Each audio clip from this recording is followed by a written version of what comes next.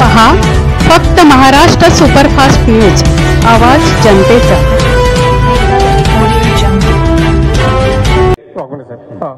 म्हणजे पैसे वाटप असतील, मद्य वाटप असतील, तर हे रोखण्यासाठी निवडणूक आयोग काही प्रभावी उपाययोजना करणार आहे का? नाही, आम्ही याच्यामध्ये आचारसंहिताचा ऑर्डर काढलेला आहे। या आचारसंहितेच्या ऑर्डर्समध्ये मद्य आणि पैशाचे वाटप याच्याबद्दल सर्व प्रतिबंधक उपाययोजना केलेल्या आहे। पोलीस विभागाला प्रॉपर डायरेक्शन्स दिलेले आहे आणि यामध्ये सर्व बँका, सर्व पतपेढ्या यांच्या व्यवहारावर पूर्ण लक्ष ठेवणार आहे। याशिवाय विविध प्रकारचे जे पोर्ट्स असतील, एअरपोर्ट्स असतील किंवा विविध ट्रान्सपोर्ट्स व्हेकल असतील, या ठिकाणी सुद्धा पुरेशी उपाययोजना आम्ही करतो आहे। वाघमारे साहेब, आता महाविकास आघाडीनं जो मोर्चा काढला होता आणि त्यापूर्वी तुमची सुद्धा भेट घेतली होती, एक प्रश्न या निमित्तानं उपस्थित होतोय की दुबार मतदार आहेत, तिबार मतदार आहेत, तुम्ही सांगितलं की आता डबल स्टार केलं जाईल, त्यांच्याकडून अंडरटेकिंग घेतलं जाईल, कुठे राहतात, नाव, पत्ता, लिंग शोधलं जाईल। मग तुम्ही हे मान्य करता का की यापूर्वी ज्या निवडणुका झालेल्या आहेत, लोकसभेच्या असू द्या, विधानसभेच्या असू द्या, त्यामध्ये सुद्धा हे दुबार मतदार होते आणि त्यांनी मतदान केलंय? यात निवडणूक आयोगाची चूक आहे? नाही, लोकसभा विधानसभा निवडणुकीच्या बाबतीत मी काही कॉमेंट्स करणार नाहीत। वाघमारे सर, सर्वपक्षीय शिष्टमंडळाने तुमची भेट घेतलेली आणि त्या डेलिगेशनने मागण्यांचं एक पत्र दिलं होतं तुम्हाला, त्या संदर्भात तुम्ही केंद्रीय निवडणूक आयोगाशी काही कम्युनिकेशन केलंय का? त्यांना काही प्रस्ताव पाठवलाय का? आणि त्या प्रस्तावाचा सध्याचा स्टेटस काय आहे, ते उत्तर कधी मिळेल आपल्याला? त्याच्यामध्ये सर्वपक्षीय शिष्टमंडळाने माझी भेट घेतली होती, त्यावेळेस त्यांनी मागणी केली की ज्या मागणी केल्या त्या अनुषंगाने मी केंद्रीय निवडणूक आयोगाकडे 15 ऑक्टोबर 2025 पर्यंत, जे 1 जुलैपासून 15 ऑक्टोबर 2025 पर्यंत मतदार यादी मी मागितलेली आहे। मात्र त्या संदर्भात कुठल्याही प्रकारचं कम्युनिकेशन भारत निवडणूक आयोगाकडून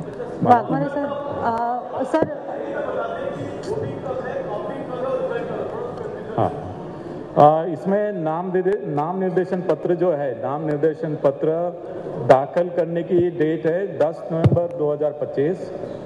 नाम निर्देशन दाखिल करने के लिए जो चालू करने की डेट है वो 10 नवंबर 2025। नाम निर्देशन पत्र दाखिल करने के लिए अंतिम जो डेट है वो 17 नवंबर 2025।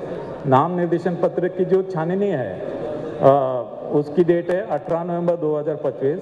जहाँ पे अपील नहीं है वहाँ पे नाम निर्देशन पत्र पीछे लेने की अंतिम डेट है 21 नवंबर 2025।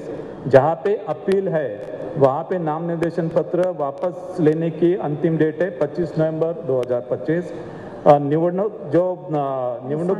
चिन्ह जो है, निवडणूक चिन्ह और final list of contesting candidate, इसकी डेट है 26 नवंबर 2025।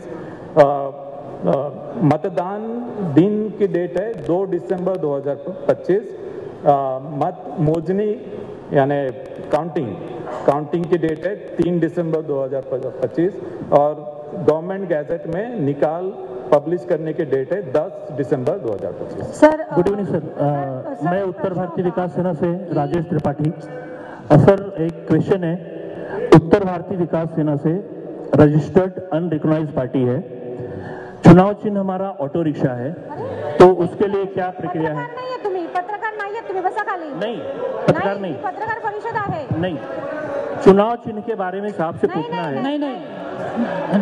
नहीं, आप रुक जाइए। सर, माझा एक प्रश्न आहे की लोकांचा तुमच्यावरती विश्वास आहे, तुम्ही आतापर्यंत चांगलं काम केलं, पण आता या वेळेला मतदारांचा प्रचंड रोष आहे, त्यांना त्रास आहे आणि त्यांची नावं गाळलेली आहेत किंवा दुबार आलेली आहेत। या अशा कठीण परिस्थितीमध्ये आपण सुप्रीम कोर्टाकडे ही निवडणूक आणखी पुढे ढकलावी यासाठी का, आमच्यासाठी तुम्ही का प्रयत्न केला नाही?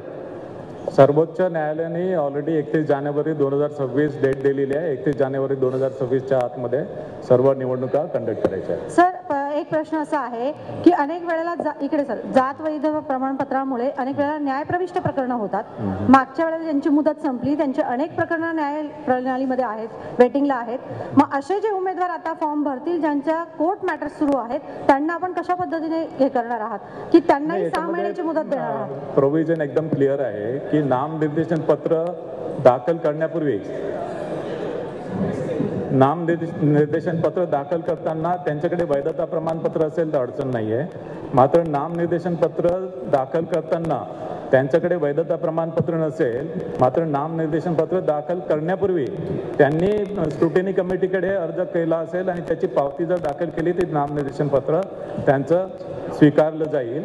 मात्र ते जर निवडून आले तर त्यांना 6 महिन्याच्या आतमध्ये त्यांना कास्ट व्हॅलिडिटी सर्टिफिकेट सादर करणं बंधनकारक राहील. 6 महिन्याच्या आतमध्ये कास्ट व्हॅलिडिटी सर्टिफिकेट त्यांनी दिलं नाही तर त्या उमेदवाराची निवडणूक ही रद्द होईल. सर, तुम्ही डबल स्टार असणाऱ्या मतदारांबाबतीत बोललात. सर, राजकीय कोट्यातून निवडून आलेले आहे आणि अशा अनेक उमेदवारांनी पावती जोडलेली होती, पण वर्षानुवर्ष त्यांचे जात पडताळणी प्रमाणपत्र सादर होत नाही. सरकार सुद्धा त्यांना मुदतवाढीवर मुदतवाढ दिल्या जाते, पण अशा ठिकाणी राज्य निवडणूक आयोग काही कठोर निर्णय घेणार आहे का? 6 महिन्याचे 6 महिने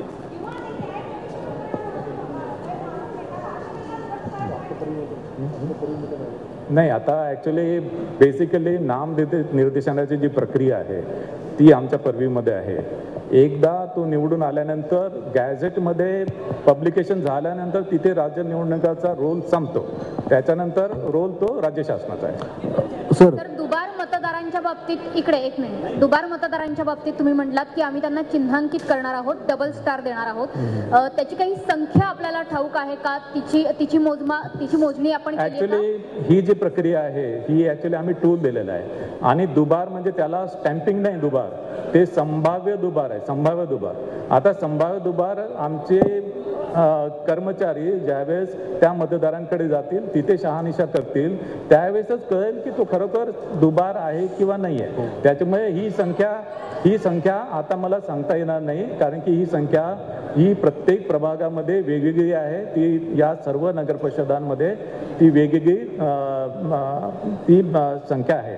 आणि त्याच्यानंतर ही ॲक्च्युली ज्यावेळेस फायनल होईल, ज्यावेळेस हे संभाव्य दुबार मतदार आपण ॲक्च्युली व्हेरीफाय करू, त्यावेळेसच ॲक्च्युली आपल्याला ही संख्या समजेल. आणि मतदानाच्या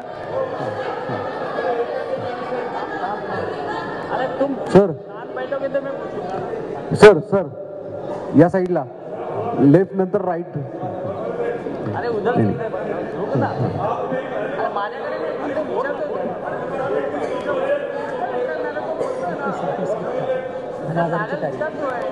नाही, माघारी घेण्याची तारीख आहे.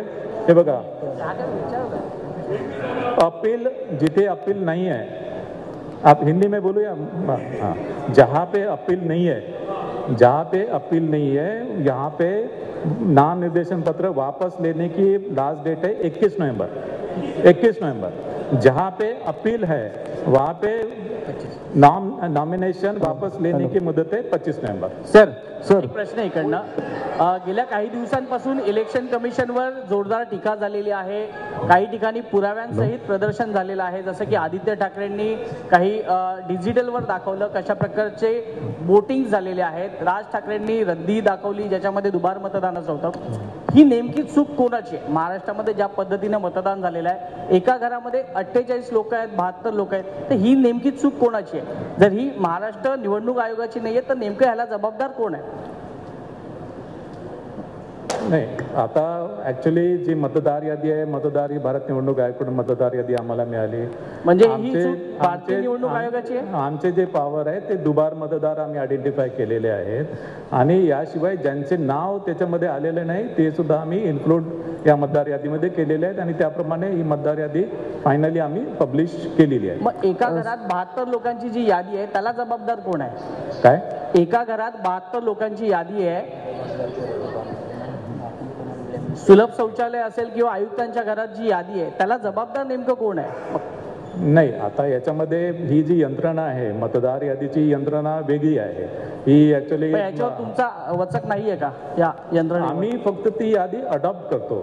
आम्ही फक्त ती जी यादी ती अडॉप्ट करतो. एक पर्टिक्युलर डेट ठरवतो आणि त्या डेटला ती यादी आम्ही अडॉप्ट करतो. त्याची शहानिशा कोण करतं?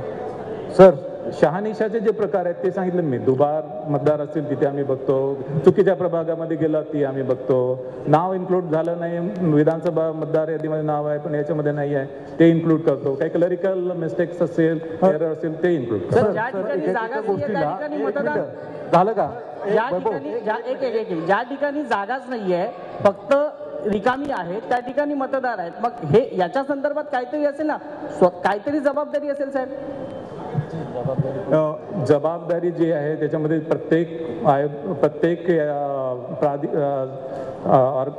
प्राधिकरणाची जबाबदारी जी निश्चित केलेली आहे. राज्य निवडणूक आयोगाची जी रिस्पॉन्सिबिलिटी ती राज्य निवडणूक आयोगाची आहे.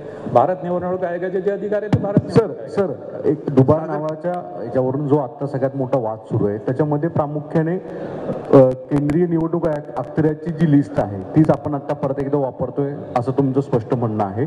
मुळात यातल्या दुबार नावांच्या संदर्भात तुम्ही जे सांगताय की काही ठिकाणी डबल स्टार ज्यांची नावं साम्य असेल, पत्ता साम्य असेल, त्यांच्या संदर्भातले स्टार असेल, तर अशांची साधारणतः संख्या तुमच्याकडे आली आहे का, किती आहे? नाही, दुसरा मुद्दा ऍक्च्युअली संख्या सध्या मी सांगू शकणार नाही, कारण की आता ही जी प्रक्रिया आहे ती प्रक्रिया प्रत्येक जे रिटर्निंग ऑफिसर आहे त्यांच्या स्तरावर सुरू आहे आणि त्यामध्ये ऍक्च्युअली फिजिकल व्हेरिफिकेशन आणि मतदानाच्या 2 दिवस आधीपर्यंत ही प्रक्रिया सुरू राहील. मतदानाच्या 2 दिवस आधी एक्झॅक्टली आपल्याला दुबार मतदार किती आहेत एक्झॅक्टली, कारण की आता जे सॉफ्टवेअरने आयडेंटिफाय केलं ते संभाव्य दुबार आहेत, ते ऍक्च्युअल दुबार नाही, ते संभाव्य दुबार आहेत. वाघमारे जी, एक सवाल ऐसे है वाघमारे जी, लेफ्ट राइट साइड में देखिए आप. वाघमारे जी हेलो दिनेश जी, सवाल ये है, अपने देश का संविधान ये कहता है कि भले 100 लोग छूट जाए लेकिन एक बेगुनाह जो है उसे सजा नहीं होनी चाहिए. सवाल यही है कि सारे पॉलिटिकल पार्टी, एक पार्टी छोड़कर सारे पॉलिटिकल पार्टी कह रही है कि इनका मतदान यहाँ हुआ है, इनका मतदान यहाँ हुआ है, ये घर में 10 लोग रहते हैं, 50 लोग रहते हैं, शौचालय में है. आप जवाब देते वक्त ऐसे जवाब दे रहे कि ये हमारी जिम्मेदारी नहीं है, दूसरे की जिम्मेदारी है. आपके अध्यक्षता में अगर ये चुनाव हो रहे हैं तो आपको ऐसे नहीं लगता कि ये चुनाव निष्पक्ष और किसी एक के ऊपर भी अन्याय नहीं हो? वो कितने हैं ये छोड़ दो, इसकी जिम्मेदारी आप लेते हैं नहीं लेते हैं क्या? और सवाल दूसरा ये है कि ये होते हुए भी आप चुनाव करवाना चाहते हो. कोणत्याही पक्षावर अन्याय होणार नाही आणि कुठल्याही मतदारांवर अन्याय होणार नाही. जो मतदार योग्य आहे, मतदार यादीमध्ये आहे आणि ज्याची या मतदारांची तपासणी प्रिसाइडिंग ऑफिसर लेवलवर पण होते, तिथे त्यांना पोलिंग एजंट किंवा प्रिसाइडिंग ऑफिसरला काही त्याच्यामध्ये डाऊट आला तिथे सुद्धा ते तपासणी करू शकतात. उद्धव ठाकरे बैठक झाली होती, या बैठकीमध्ये त्यांनी काही मागण्या ठेवल्या होत्या कि जो संभाव डुप्लीकेट वोटर्स हैं उनकी संख्या कितनी है और आप कितने तारीख तक इनको चिन्हित कर पाएंगे, क्योंकि आप 2 तारीख को ही वोटिंग लेने की बात कर रहे हैं.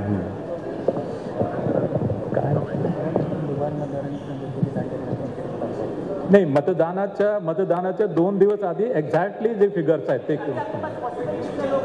अभी मेरे पास अप्रॉक्सिमेट फिगर नहीं है. सर राज ठाकरे, उद्धव ठाकरे आणि महाविकास आघाडीचे सगळ्या नेत्यांनी तुमच्यासोबत एक बैठक घेतली होती, काही मागण्या त्यांनी तुमच्याकडे ठेवल्या होत्या, त्या तुम्ही पूर्ण करणार आहात का आणि या बैठकीचं पुढे नेमकं काय झालं? सर्वपक्षाची बैठकीच्या अनुषंगाने आम्ही भारत निवडणूक आयोगाला प्रस्ताव पाठवलेला आहे 15 ऑक्टोबर पर्यंतची यादी द्यायला. त्याला अजूनपर्यंत रिस्पॉन्स नाही आहे, मी आधी सांगितलेलं आहे. आपण जी निवडणूक जाहीर करत आहात ही राजकीय पक्ष आणि मतदार यांच्यासाठी आपण ती निवडणूक जाहीर करतोय. सर 1 मिनिट, आपण जे उत्तर देत आहे सरकारी औपचारिक उत्तर देत आहे, लोकशाही वाचवण्यासाठी बॅलेट पेपरवर वोटिंग का होत नाही आणि जी मतदानाची यादी आहे तिथं जेवढे सर्व बसलेत की तुम्हालाही माहिती आहे जे वोटिंगची जी लिस्ट आहे किंवा जे लोकांची नावाची गोंधळ आहे तो कम्प्लीट जो होत नाही, आधार कार्डशी वोटिंग कार्ड लिंक होत नाही, तो पण तुम्ही मतदान का घेण्याची काय करताय? हे बघा, 2005 मध्ये इलेक्ट्रॉनिक वोटिंग मशीन आपण आणली. 2005 मध्ये अधिनियमामध्ये तरतूद केली इलेक्ट्रॉनिक वोटिंग मशीनची. याशिवाय इलेक्ट्रॉनिक वोटिंग मशीनच्या संदर्भात वेगवेगळ्या सन्माननीय न्यायालयामध्ये पिटिशन दाखल झालेलं आहे आणि माननीय सर्वोच्च न्यायालयापर्यंत न्यायालयाने निर्वाह दिला आहे की इलेक्ट्रॉनिक वोटिंग मशीनचा वापर योग्य आहे. आपल्या कायद्यामध्ये इलेक्ट्रॉनिक वोटिंग मशीनची यादी योग्य आहे असं तुम्हाला वाटतं का? सर एक दुसरा प्रश्न असा आहे की जे महाविकास आघाडीच्या माध्यमातून जो प्रश्न उपस्थित केला गेलेला आहे दुबार मतदारांचा, आणि नागरिकांकडून पण काही या संदर्भामध्ये आपल्याकडे मागणी केलेली आहे, राजकीय पक्षांकडून पण मागणी केलेली आहे, कारण तेच राजकीय पक्ष स्थानिक स्वराज्य संस्थेमध्ये निवडणूक लढवतात. पण अशा बाबतीत जर त्यांच्या मनामध्ये शंका असेल आणि आपण म्हणता की मतदार यादी ही केंद्रीय निवडणूक आयोगाकडून तुम्ही अडॉप्ट करता, तर याच्यामध्ये ज्या शंका आहे किंवा ज्या तक्रारी आहे त्याबाबत आपण केंद्रीय निवडणूक आयोगाकडे काय मत मांडलेलं आहे, त्यांच्याकडून काय मत आलेलं आहे की नाहीये, नसेल आलं तर पुन्हा आपण त्याच्यावरती काय भूमिका घेणार आहात? नाही, सर्वपक्षीय शिष्टमंडळाने महत्त्वाची जी मागणी केली होती की त्यांनी 15 ऑक्टोबरपर्यंत मतदार यादी मागितलेली होती आणि ती आम्ही भारत निवडणूक आयोगाकडे मागणी केलेली आहे. त्याचं उत्तर अजून आलेलं आहे. वाघमारे साहेब इकडे पुढे. वाघमारे साहेब आपण नांदेड एक जण विचारा कृपया. वाघमारे साहेब पुढे. वाघमारे साहेब एकदा लेफ्ट ने घ्या. एक मिनिट. एकदा लेफ्ट ने घ्या, एकदा राईट ने घ्या. मध्ये आपण व्हीव्हीपॅट. वाघमारे साहेब पुढे. नाही, एक मिनिट. सगळ्यांना विचारू द्या. बाकीचे राहिले त्यांचं होऊ देत सगळ्यांना एक एकदा होऊ देत. थांबा. 2017 मध्ये आवाज नाही तुमचा. आवाज सुरेंद्र आवाज नाही. आवाज 2017 मध्ये राज्य निवडणूक आयोगाने व्हीव्हीपॅटचा वापर पायलट प्रोजेक्ट म्हणून नांदेडमध्ये केला होता. व्हीव्हीपॅटचा नाही बघा. व्हीव्हीपॅट जे आहे, व्हीव्हीपॅट एक तर नंबर 1. एक मिनिट मला उत्तर देऊ. व्हीव्हीपॅट जे आहे, व्हीव्हीपॅट आपल्या कुठल्याच अधिनियमामध्ये नियमामध्ये व्हीव्हीपॅटची तरतूद नाही आहे. नंबर 1. आपल्या काही स्थानिक स्वराज्य संस्था तुरळक काही स्थानिक स्वराज्य संस्था सोडून इतर सर्व स्थानिक स्वराज्य संस्थांमध्ये मल्टी मेंबर मल्टी पोस्टची तरतूद आहे. म्हणजे महापालिकेमध्ये 4 मेंबर आहेत, नगर परिषदमध्ये 2 आहेत, आणि जिल्हा परिषदमध्ये 1 विभाग 1 गण. आणि अशी जी मल्टी मेंबर मल्टी पोस्टसाठी व्हीव्हीपॅट मशीन सध्या अस्तित्वात नाही आहे. सर्व स्टेट इलेक्शन कमिशन्सची टेक्निकल इव्हॅल्युएशन कमिटी यामध्ये स्थापन झाली आहे आणि त्या टेक्निकल इव्हॅल्युएशन कमिटीने व्हीव्हीपॅट संदर्भात टेक्निकल स्पेसिफिकेशन अजूनपर्यंत निश्चित केलेले नाही आहे आणि या दृष्टीने व्हीव्हीपॅटचा वापर आपण या निवडणुकीमध्ये करणार नाही. वाघमारे साहेब 15 ऑक्टोबर पर्यंतची आपण वोटर्स लिस्ट मागितलेली आहे. तर हे जे 1 जुलैचा जो कट ऑफ डेट आहे तो उर्वरित निवडणुकांसाठी जर त्यांनी लिस्ट दिली तर हा कट ऑफ डेट जी आहे ती वाढून 15 ऑक्टोबर होईल का?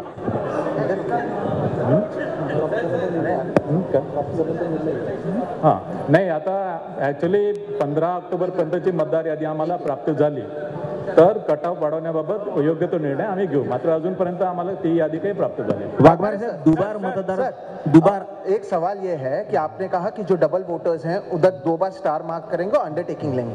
उसके बाद गारंटी क्या है कि वो आदमी या उनके नाम पर कोई दूसरा आदमी जाकर वोट नहीं करेगा? यही सबसे बड़ा सवाल जो है विपक्ष की ओर से भी पूछा जा रहा है. तो केवल अंडरटेकिंग लेना है या उसके आगे आप लोग क्या करने वाले हैं, ये एक सवाल. देखो, एक्चुअली दोबार मतदार के लिए अंडरटेकिंग तो एक है, लेकिन जो अधिनियम नियम में जो तरतूद है आइडेंटिफिकेशन के बारे में अगर कुछ यहाँ पे डाउट आता है आइदर प्रिसाइडिंग अफसर को या पोलिंग एजेंट को, तो वहाँ पे समरी इंक्वायरी करने की पावर प्रिसाइडिंग अफसर को है. और अगर उनको वहाँ पे अगर ऐसा दिखाई दिया है कि वो समझो बोगस वोटर्स है तो उसको वो वोट नहीं करने देंगे. लेकिन सर दूसरे जो पोलिंग बूथ रहेगा क्या उसको इन्फॉर्म किया जाएगा कि ये जो वोटर है वो दोनों तरफ रजिस्टर ऑलरेडी वहाँ पे मार्क करेंगे. एग्जैक्टली वहाँ पे मार्क करेंगे. The basic demand of the opposition leaders who have met you and the CEO of the Maharashtra, they were asking for a special summary revision before to carry out this local body elections. And I think the CEO has already written a letter to the Election Commission of India. Is there any response from the Election Commission of India? If not, then why state is in a hurry to carry out these elections? Regarding what? There is already the opposition parties have asked for a special summary revision before going ahead with this election, and I think a letter has been communicated with the ECI. Actually, as far as the summary revision is concerned, that is not our jurisdiction. Summary revision that is what I'm asking you, sir. Is there any response from the ECI? Like the CEO has already written to the ECI. And this is what the opposition was demanding. No, actually, hold the election till the time this. No communication by ECI about either summary revision or intensive revision. Sir, election program till आपने election program 10 दिसंबर तक announce किया है. Municipal corporation के चुनाव कब होंगे और 31 जनवरी के अंदर आप ले पाएंगे, ये आप कॉन्फिडेंट है क्या? 31 जनवरी के अंदर हमको सब इलेक्शन लेना है माननीय सुप्रीम कोर्ट के ऑर्डर से. All elections has to be conducted by 31 January under any circumstances. Waghmare साहेब सर आपण वाघमारे साहेब इकडे वाघमारे साहेब स्ट्रेट. वाघमारे साहेब बरेच मतदार असे असतात ज्यांची यादीमध्ये नावं नसतात.